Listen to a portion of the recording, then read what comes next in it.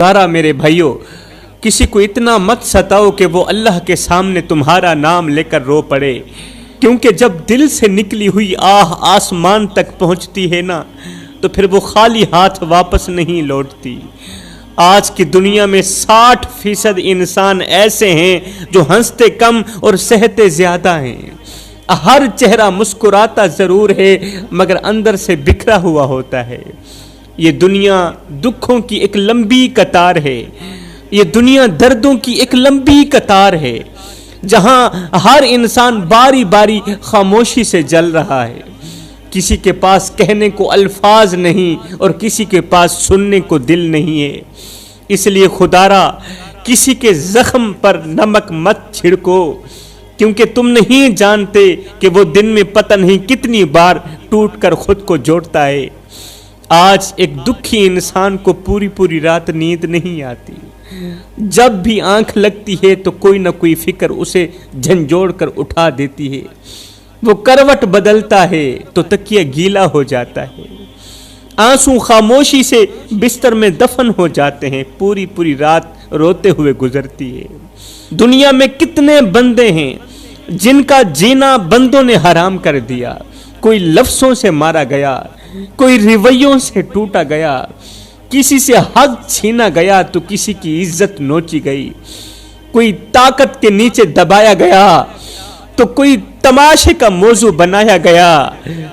इन सब का कसूर सिर्फ इतना था कि वो कमजोर थे। जो ताकत के नीचे दबाए गए थे ना, जिनकी इज्जत नोची गई थी ना, जिनका हक छीना गया था ना, उन सब का कसूर सिर्फ इतना था कि वो गरीब थे। उन सब का कसूर सिर्फ इतना था कि वो कमजोर थे।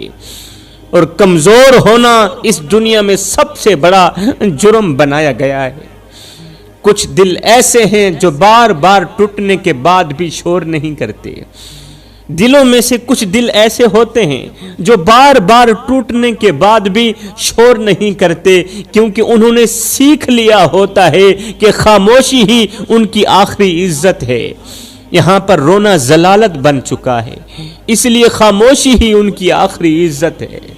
ये वो लोग हैं जिनके आंसू तकिए जज़ब कर लेते हैं, सराने जज़ब कर लेते हैं, जिनके आंसू और चीखें सीने में दफन हो जाती हैं। इन्हीं किसी ने मारा नहीं, मगर सब ने थोड़ा थोड़ा करके खत्म ही कर दिया है। इन्हीं कभी हक छीन कर इनको खत्म किया गया, कभी इज्जत रोंद कर इनको खत्म किया गया।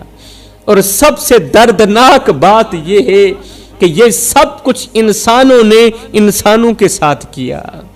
याद रखना मेरे भाइयों, अल्लाह के यहाँ ना शोर सुना जाता है, ना शान देखी जाती है, बल्कि वो आंसू सुने जाते हैं जो अंधेरे में गिरते हैं, किसी को खबर ही नहीं होती।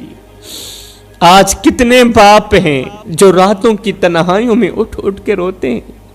आज एक बाप कह रहा है कि मेरे बेटे को कहना मेरा जनाजा पढ़ने मत आना, मेरे बेटे को कहना मेरा जनाजा पढ़ने मत आना, क्योंकि मुझे वो चेहरा नहीं देखना जिसने मेरा जीना हराम कर दिया।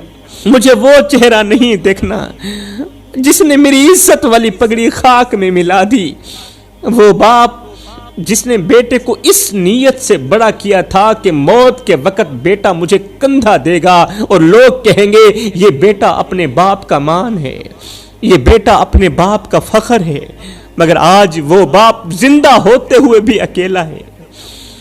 और यही अकेलापन उसे बार बार मार रहा है, यही अकेलापन उसे दर्द देता है, उसे तकलीफ देता है।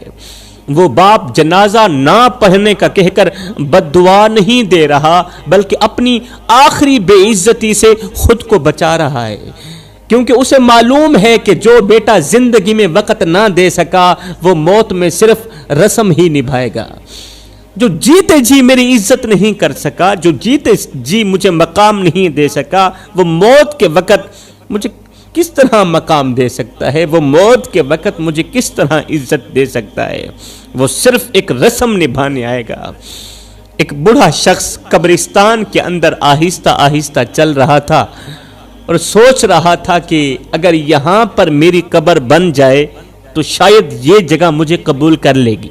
एक बूढ़ा शख्स था, آہستہ آہستہ قبرستان کے اندر چل رہا تھا اور سوچ رہا تھا اگر یہاں پر میری قبر بن جائے، یہ جو جگہ ہے یہاں پر میری قبر بن جائے تو شاید یہ جگہ مجھے قبول کر لے گی۔ اچانک دل نے کہا نہیں، قبر کے ساتھ ایک درخت بھی ہونا چاہیے۔ بوڑھے شخص نے گور کن کو بلایا اور کانپتی آواز میں کہا بھائی، موت بہت قریب محسوس ہو رہی ہے مجھے، لہٰذا میری ایک چھوٹی سی خواہش ہے، میرے مرنے کے بعد یہ خواہش پوری کر دیں، اور وہ خواہش یہ ہے کہ جب میں مر جاؤں تو میری قبر اسی درخت کے نیچے بنا دینا۔ جب میں مر جاؤں نا تو میری جو قبر ہے وہ اسی درخت کے نیچے بنا دینا، مطلب چھاؤں میں میری قبر ہونی چاہیے۔ یہ سن کر گورکن چونک گیا، کہنے لگا بابا جی یہ کیسی خواہش ہے؟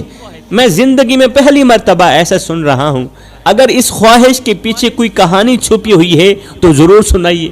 یہ سن کر بوڑھا شخص رونے لگا، رو کر بولا بیٹا 10 سال گزر گئے ہیں، آج سے 10 سال پہلے میرا بیٹا مجھ سے روٹھ کر ناراض ہو کر مجھ سے جدا ہو گیا تھا۔